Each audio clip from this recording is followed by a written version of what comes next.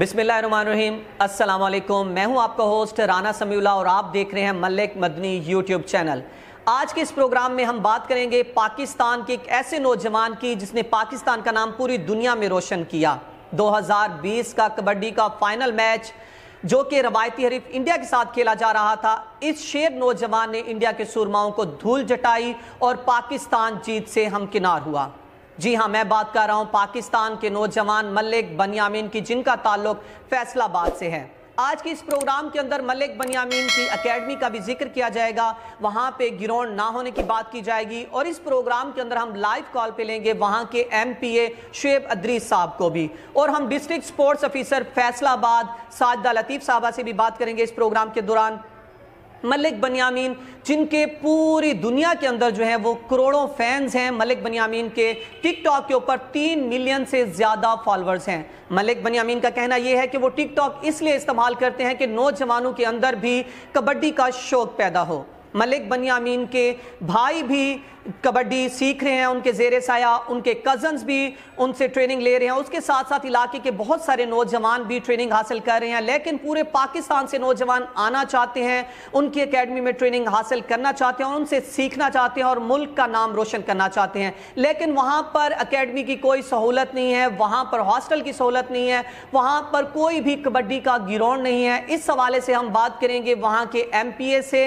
हम कॉल पे लेंगे वहाँ के MPA को जो कि 2 दफ़ा इक़्तिदार में आए हैं। शुएब अदरीस साहब से हम बात करेंगे कॉल के ऊपर, सुनते हैं कि उनका क्या कहना है।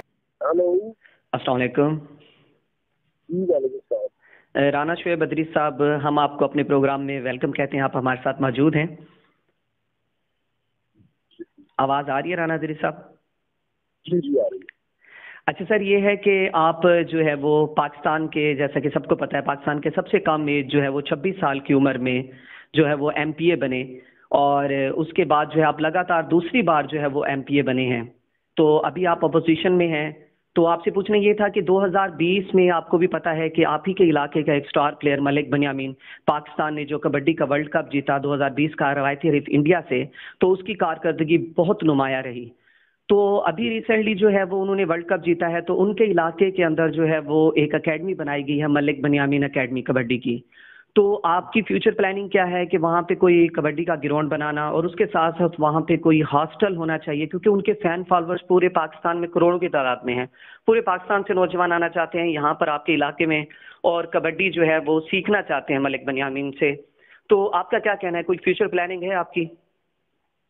जी बिल्कुल, ये मेरी प्रायोरिटी हमेशा से रही है कि जो खेले हैं उनको फरोग देना चाहिए, और जी जी। हर गांव लेवल पे वो जो भी सरकारी जगह मौजूद हो वहाँ पे ग्राउंड डिक्लेयर करने चाहिए, छोटे छोटे स्टेडियम टाइप बनने चाहिए हर अपना गांव के लेवल पे, और ताकि वहाँ से जो हमारे हैं स्पोर्ट्स के बच्चे निकल सकें। और ये नौजवानों के लिए इससे अच्छी आप एक्टिविटी कोई नहीं दे सकते कि उन्हें खेलने के मौके दें, उन्हें फैसिलिटेट करें। और क्योंकि हमारा जो इलाका है माशाल्लाह, ये मलिक बनियामीन साहब भी बड़े इन्होंने नाम रोशन किया हमारे इलाके का, हमारे हल्के का, हमारे जो स्टार हैं। तो मैं तो हमेशा पहले भी हाजिर था, अब भी हाजिर हूँ जो मैं कुछ कर सका। क्योंकि अभी ऑपोजिशन में है तो अभी तो कोशिश कर सकते हैं, वादा तो नहीं कर सकते। इंशाल्लाह हमारी जो हुकूमत आती है तो इंशाल्लाह ये अमली इक़दाम भी करेंगे कि यहाँ पे ग्राउंड्स बने, और जो इस तरह के हमारे प्लेयर्स हैं वो उनको फैसिलिटेट किया जाए गवर्नमेंट लेवल पे, ताकि वो जो हमारा नया टैलेंट है उसको वो अपना सिखा सके, वो सामने किया जाए। जी जी। और दूसरा, आपका जो MPA है आप, और आपका बजट भी होगा, पोजीशन में रह के भी बजट होगा, कि आपकी कोई प्लानिंग है वहाँ पे जो है वो ग्राउंड मंजूर करवाया जाए, या फिर जो है वहाँ पे खुद एक हॉस्टल तामीर करवाया जाए नौजवानों के लिए कि पूरे पाकिस्तान से आए? ऑपोजिशन के पास पहली बात तो बजट होता नहीं है, दूसरी बात ये जो बजट होता है वो डेडिकेटेड होता है जी। अगर डेवलपमेंट का बजट मिला तो उसका डेवलपमेंट ही, जो स्पोर्ट्स का बजट मिलता है वो स्पोर्ट्स में ही लग सकता है, ठीक है जी। तो ये स्पोर्ट्स का एक पूरा एक महकमा होता है, ठीक है। बाकी जो ये फंड्स होते हैं वो डिस्ट्रिक्ट स्पोर्ट्स जो ऑफिसर होता है उसके कंट्रोल में होते हैं, ठीक है। वो वो डेडिकेटेड नहीं मिलते जो MPMLA है। लेकिन जब बंदा गवर्नमेंट में होता है तो वो वहाँ से अपना स्पेशल फंड भी ले सकता है। ठीक है, जब हमारी हुकूमत आएगी इंशाल्लाह ये पूरी कोशिश करेंगे हम स्पोर्ट्स के लिए जो भी कर सके। और दूसरा, हमारी मालूमात के मुताबिक जो है वो डिस्ट्रिक्ट स्पोर्ट्स के पास जो है वो बजट भी जो है वो स्पोर्ट्स का इसका अवेलेबल है कि वो स्पोर्ट्स के हवाले से बजट को इस्तेमाल कर सकें। जी, तो आप उसको यूटिलाइज कर सकते हैं या आपके रेफरेंस से यूटिलाइज हो सकता है, क्योंकि इक़्तिदार में तो आप बैठे हैं। नहीं, हम इक़्तिदार में नहीं ना बैठे, हम नहीं, MPA तो है, मौजूदा MPA तो आप ही है ना इस वक्त। लेकिन गवर्नमेंट जो होती है वो तो जिसकी गवर्नमेंट होती है उसके पास फंड होते हैं, एक ऑपोजिशन के पास तो नहीं होते। जी, तो इसका मतलब है कि 3 साल जो है वो और वेट करना पड़ेगा। नहीं, लगता नहीं, इंशाल्लाह जल्दी ये कर जाने वाले हैं, इंशाल्लाह फिर कर लेंगे। सही, thank you so much ji, thank you so much. जी हाँ नाज़रीन, आपने सुना शुएब बदरी साहब का कहना यह है कि वो अभी अपोजिशन में है, अभी फिलहाल वो कुछ नहीं कर सकते, लेकिन जब उनकी हुकूमत आएगी वो खुद चाहते हैं कि इलाके की सतह के ऊपर छोटे छोटे ग्राउंड्स होने चाहिए। और उनका मजीद ये कहना था कि डिस्ट्रिक्ट स्पोर्ट्स वाले ही इस हवाले से बता सकते हैं कि उनके पास स्पोर्ट्स का कोई बजट है या नहीं है। हम इस प्रोग्राम के अंदर जो है वो बात करेंगे डिस्ट्रिक्ट स्पोर्ट्स ऑफिसर जो कि फैसलाबाद की साजिदा लतीफ़ साहिबा हैं, हम उनसे कॉल मिलाएंगे और उनसे पूछेंगे उनका क्या कहना। अस्सलाम वालेकुम। वालेकुम अस्सलाम। मैडम साजिदा लतीफ़, DSO फैसलाबाद, इस वक्त आप हमारे साथ प्रोग्राम मौजूद हैं, हम आपको खुशामदीद कहते हैं मैडम। Thank you.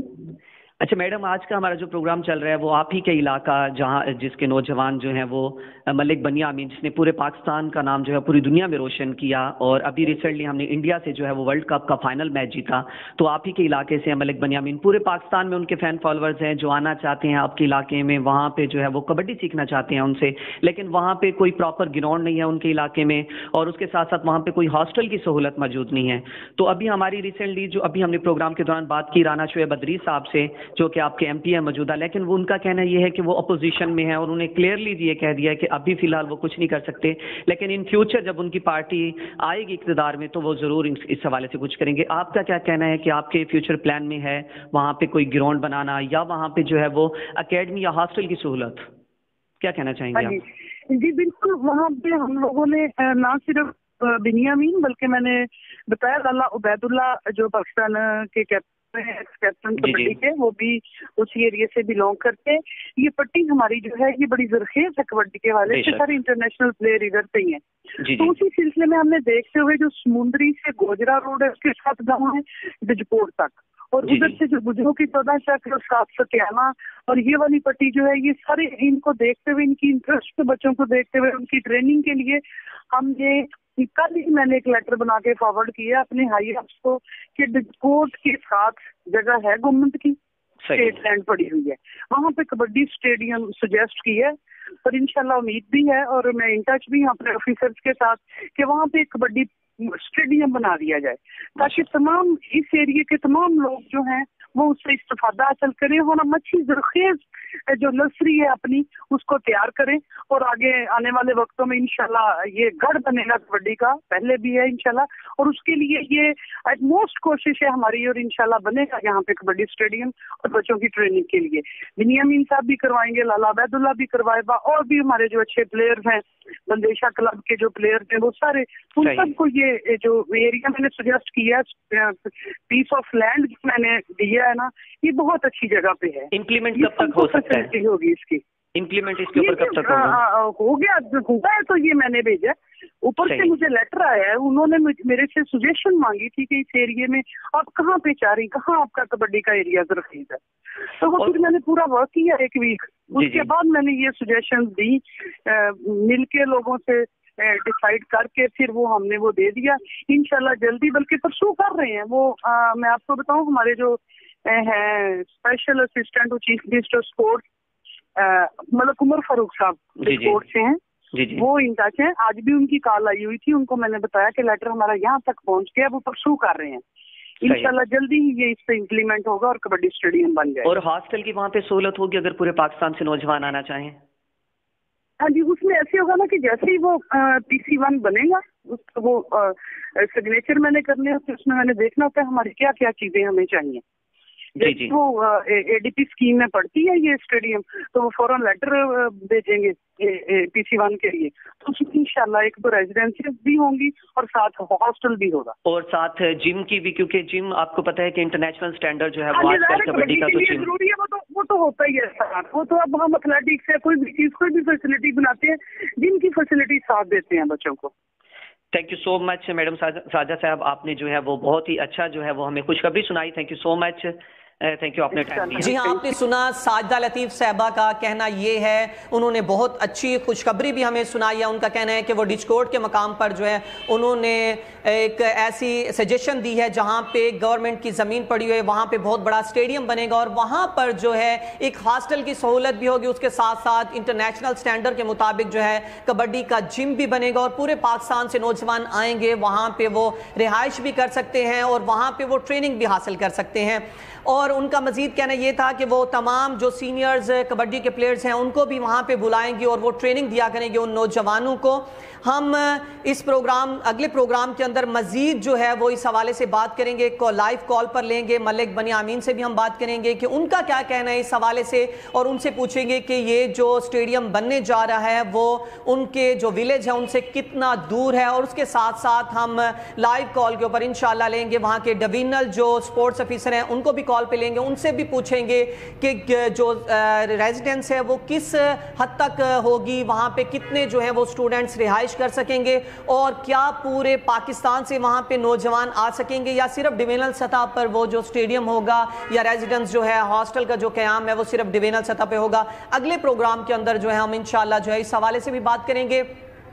और मैं सलाम पेश करना चाहूँगा उस माँ को जिसने मलिक बनियामीन जैसे बेटे पैदा किए और मैं सलाम पेश करना चाहूँगा उस बाप को जिसने इतनी अच्छी तरबियत की अपनी औलाद की और मैं सलाम पेश करना चाहूँगा उस भाई को अमानुल्लाह को जो परदेश छोड़कर पाकिस्तान में आए और उन्होंने अपने भाई के ऊपर 6 साल मेहनत की और उनकी 6 साल की मेहनत रंग लाई और मलिक बनियामीन पाकिस्तान की तरफ से खेले। और मैं सलाम पेश करना चाहूँगा मलिक बनियामीन को जिन्होंने अपनी ख्वाहिशात को और अपने जो उनके नफ्स को मारकर उन्होंने अपने टारगेट्स अपने गोल्स को अचीव करने के लिए दिन रात मेहनत की और उनकी मेहनत रंग लाई, वो पाकिस्तान की तरफ से खेले।